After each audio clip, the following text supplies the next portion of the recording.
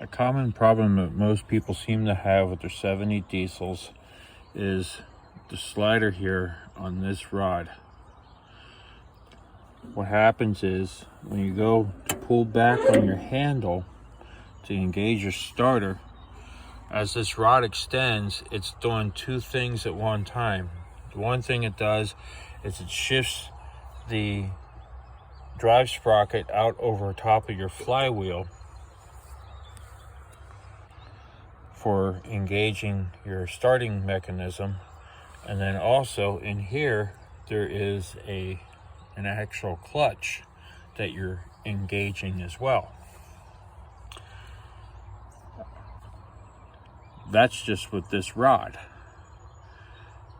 The handle here, there's a shaft going across, and that feeds into the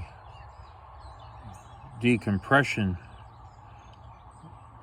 control to open up your exhaust valves to allow easier cranking of the engine. Now, what you're supposed to do when you get your engine cranking over is you pull this handle forward to close up your valves, and when the engine pops off, then you just simply push against the rod here to disengage your starter drive mechanism.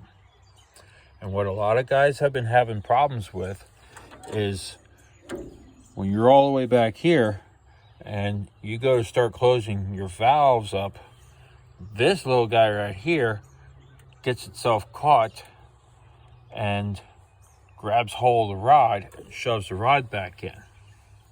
And what I found to do is I actually take either silicone spray or grease,